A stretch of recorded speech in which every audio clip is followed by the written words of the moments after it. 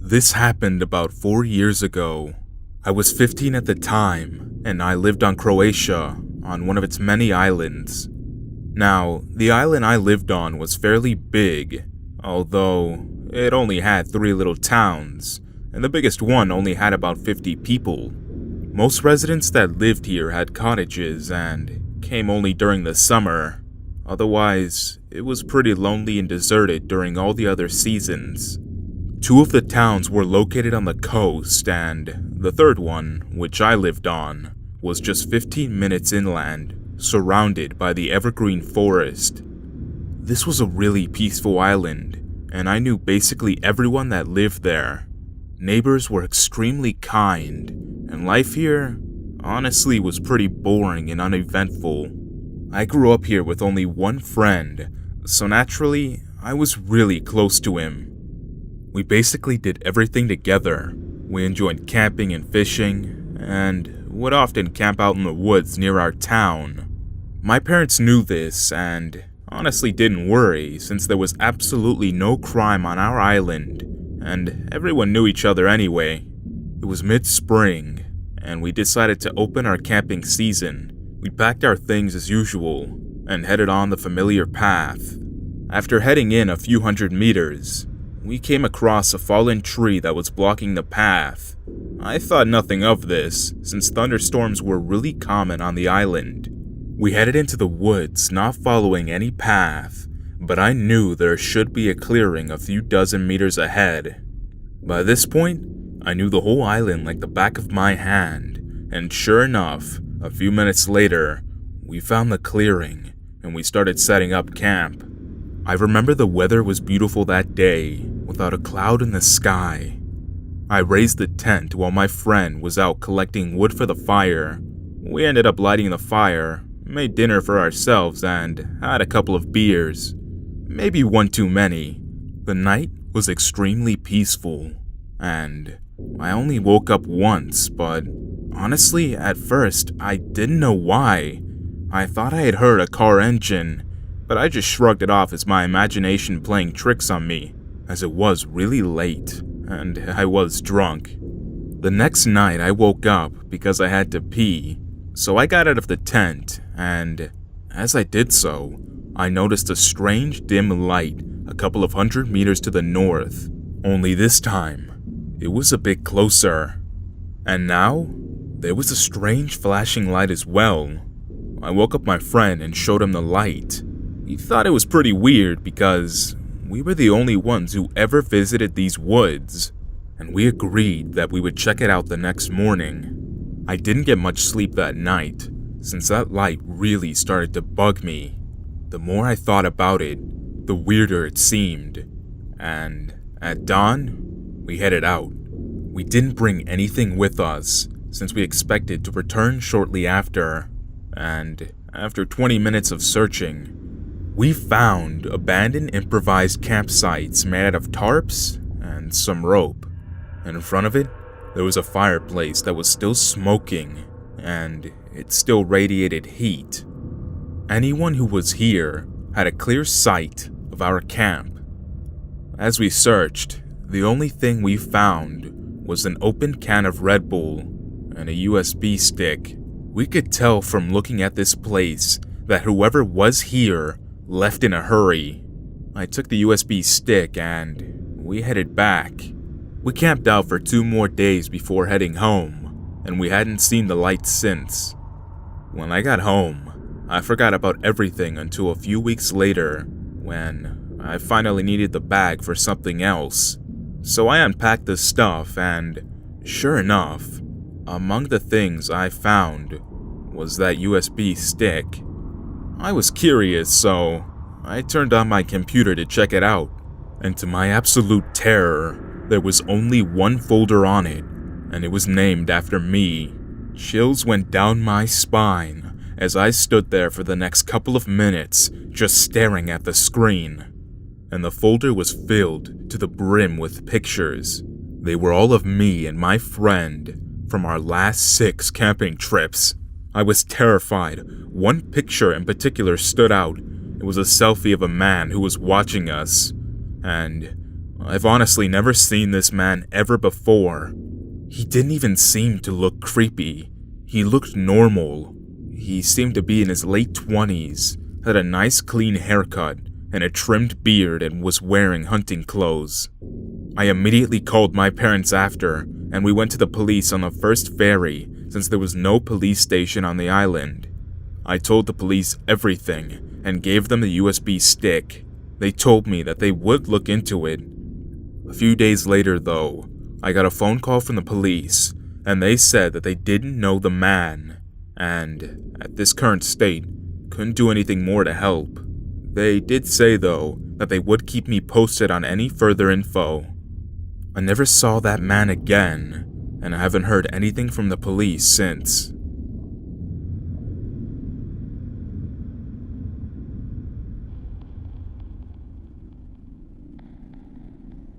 This happened a few years ago.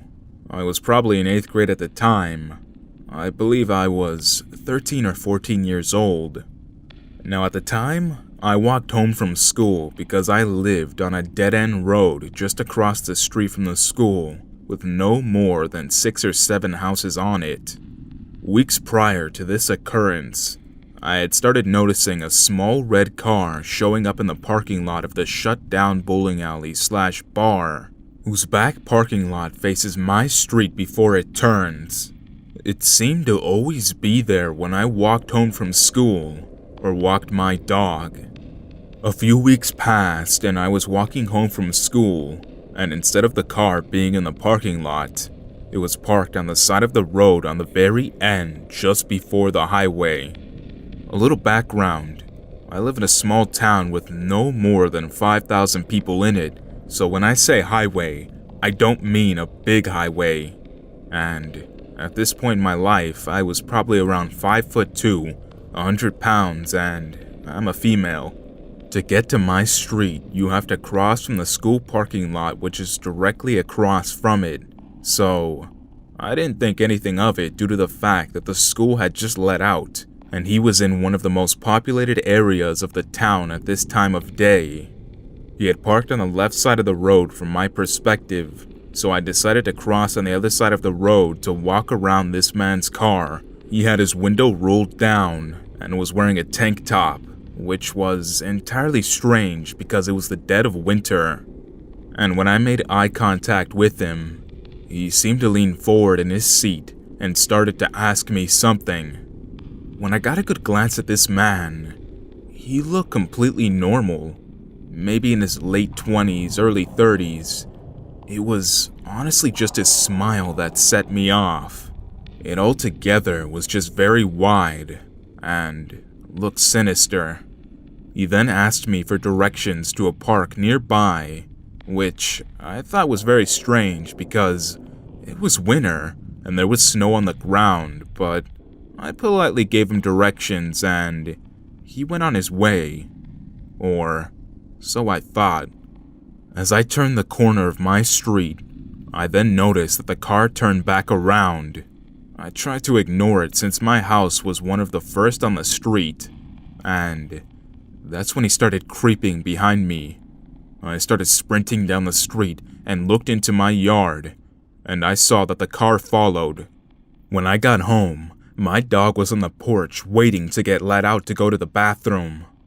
Now, my dog was 1.5 years old and was still considered a puppy, but still was about 50 pounds. I sat on the porch for a minute with my dog despite the freezing temperature, and when the man pulled into my driveway, he smiled right at me.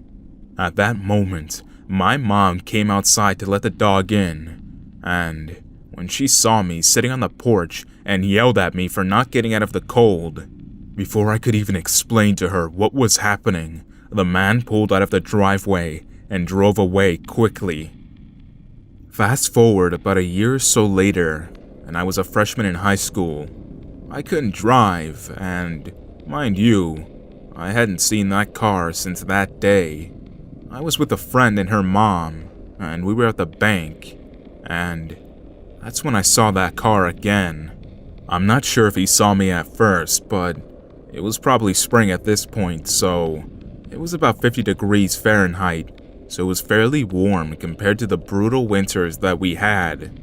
That being said, my friend had her window rolled down all the way, so when we passed by his car, there was a clear shot for him to see me. And as we pulled out, the car pulled out behind us and started taking every turn that we took.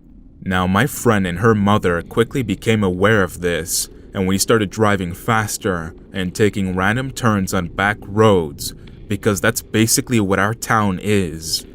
Back roads with 3 highways that pass through downtown. The car attempted to take every turn that we did, but continued to keep its distance as well. Eventually though, we lost it, and we headed back to my friend's house where I stayed the night.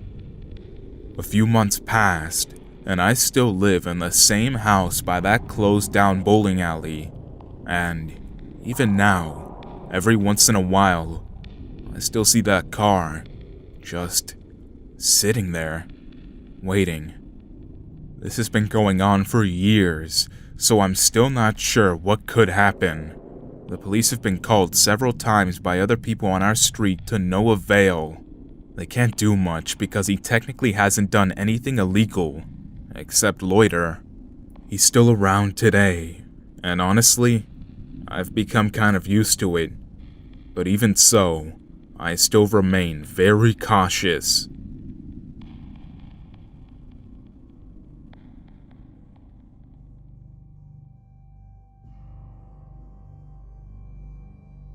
Where I live, there isn't any known murders going on. No crazy assaults have happened in quite a while, and there's not much stealing either. People generally leave their doors unlocked at night. The only thing that frequently happens is that there's an occasional sexual assault case or harassment. So from time to time when I was 3, my Nana and Papa grinded into my head the idea of stranger danger, even going as far as to tell 6-year-old me about what had happened to a fellow 6-year-old at the time in another state. He was kidnapped, assaulted, and decapitated. Now I know that this wasn't appropriate for a young kid, and it's continued into my adulthood. Let's just say that now, I can tend to be a little bit paranoid.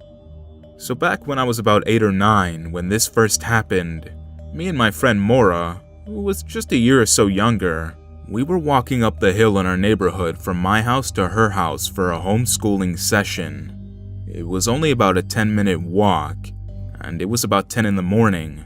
Our neighborhood, if you could even call it that, was houses spaced out about 2 or 3 acres apart. So we had to pass about 5 properties on the right and 3 on the left to get to her house. One of the properties on the right belonged to a neighbor I had seen around, but my grandparents didn't know the owner personally. In fact, I didn't know anyone who did. He owned a pickup truck and just kept to himself. His house was further back on his property, and the property was surrounded by well-maintained bushes. Very secretive. Me and my friend were passing by the gate to his property, and I heard a car coming up behind us, and that's when I see that it was his pickup. I tried to shrug it off, but the idea of stranger danger kept going off in my head. I tried to ignore it, just thinking, I'm scared. We live in a safe place. He pulled up right in front of us and swerved in our path so we couldn't get past to continue up the hill. I grabbed Mora immediately and yanked her to the side, my head screaming stranger danger and decapitation, and we immediately took off towards the property next to his. We hopped the fence, and we run into some trees only 10 feet away from the fence. I yanked my friend behind the first tree that we run by. I didn't want him hearing us or seeing where we ran. He casually walked up to the fence line and crouched to a child's level and scanned the forest, looking hard to see if he could find what he was looking for. He was only 10 feet away, and we were holding our breath. He stood back up after only a few seconds and left in his truck. The man began heading up the hill, and we freaked out and waited a minute before bolting up the hill. Being the young kids that we were, we forgot about it in about an hour, and we told no one. So flash forwards about 6 or so years, and I'm 14 or 15, and walking my landlord's dog up the same hill. And yes, I still lived in the exact same place.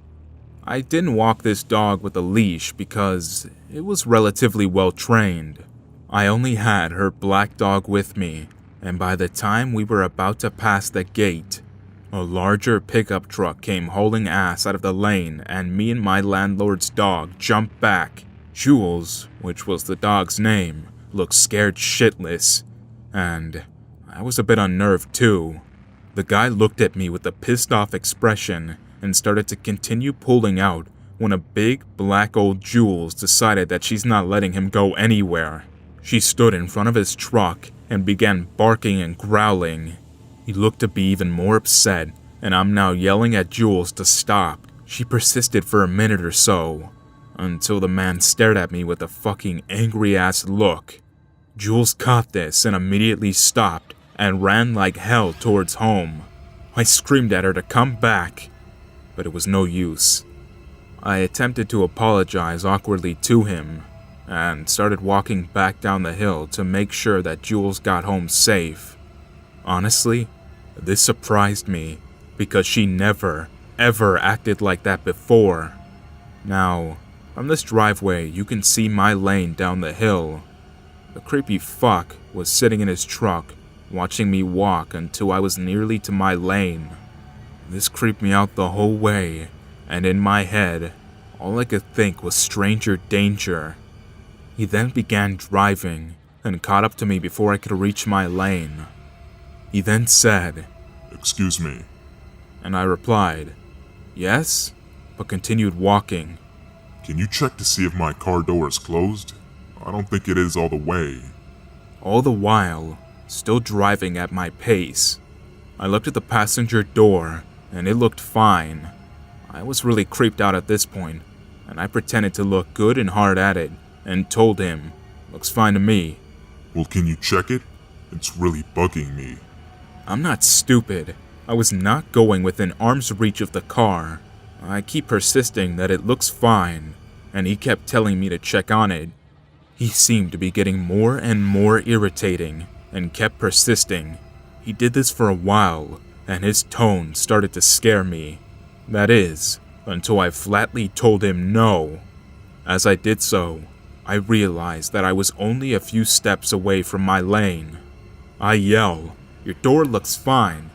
I gotta go. Sorry," and run down my lane. The creepy fuck sits in his truck and gives me an angry glare the whole way, and I continued to do so back to him. The man then slowly drove past my property, still glaring and angry. I ran inside, making sure to tell off Jules for ditching me. I've had other creeps bug me, but this man cornered me when I was both 8 and 15 years old. Maybe it was just all a coincidence. I honestly don't think it was, but I just can't rule out how creepy he was at all.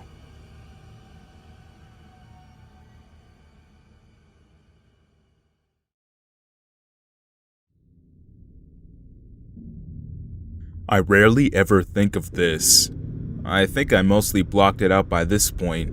I'm a female, and when I was 25, I was in a transition period of my life. I was divorcing my husband and moving back to my home estate to figure things out. My aunt had a small 1,500 square foot 1950s house in a quiet neighborhood. It was the type of place that had doors that creaked, squeaky wood floors, you know, that type of place. She had moved out, but couldn't commit to selling it. She was happy though to have me live there for a bit, and I did live there for about 5 months. The house was a single-story home, but it was on a hill, so if you went around the back of the house outside, you could walk through a door into a small basement of sorts you could stand in.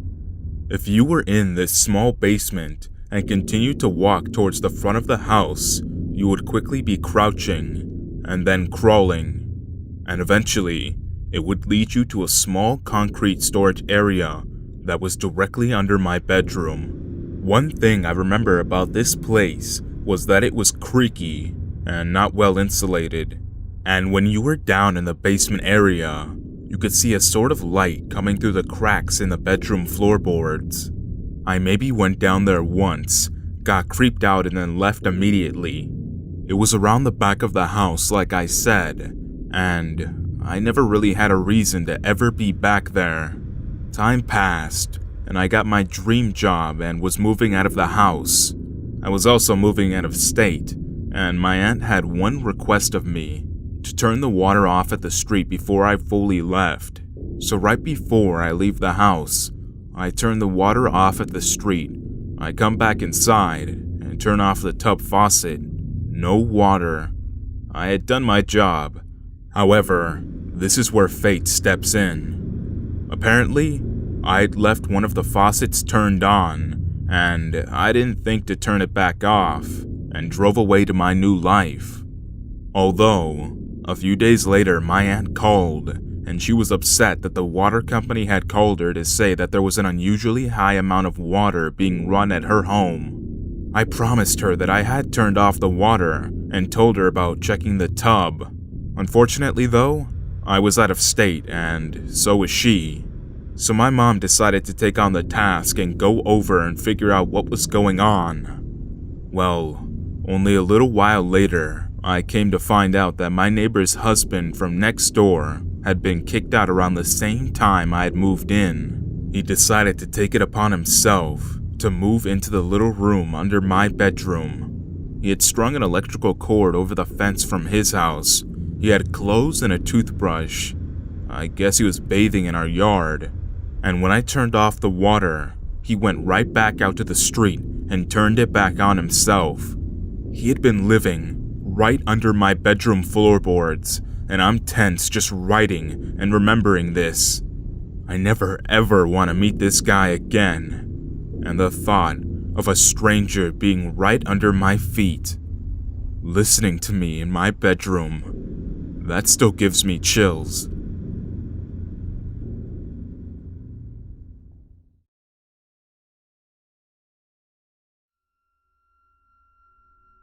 It started almost exactly 3 years ago. It'll be 3 years in August. It was when I was a freshman in university. I'd gotten hired in a student job on campus, and I was super happy since I lived at the dorms and didn't have a car, so I wouldn't have been able to drive anywhere for a job. My first day of work, I met the students I'd be working with. Some of them had been there for a couple of years, and others were just hired like me. One of them was a guy named Ronnie. Ronnie and I got along right away. He was nice and funny, and I didn't feel awkward or uncomfortable talking to him. But that feeling only lasted for about 2 days. A couple of days after we first met, he added me on Facebook and started messaging me a lot. He'd ask about my day and what I did and what I loved. You know, all those questions you ask to get to know someone. And maybe I'm just a jerk, but I didn't feel like becoming besties with him, so I soon started feeling somewhat annoyed. I didn't mind talking to him at work, but outside of work, I didn't want to be chatting with him 24/7. This went on for a few weeks. Even if I took hours to reply, he'd respond right away. Or even if I sent a short message, he'd reply with the whole paragraph. He just couldn't get a hint. He'd asked me out several times before I finally said okay, and we went out for ice cream.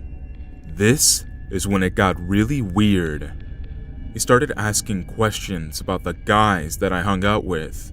At first, I was just answering casually like, oh, my friends from high school? Or my cousins? Or the guys from the church? But then I realized that he was asking about specific guys. Like, he said something about That guy you went to go watch a movie with last Thursday. Who was that? This question completely freaked me out. I cut this ice cream hangout short and said that I had to go home. Honestly, things went downhill from there.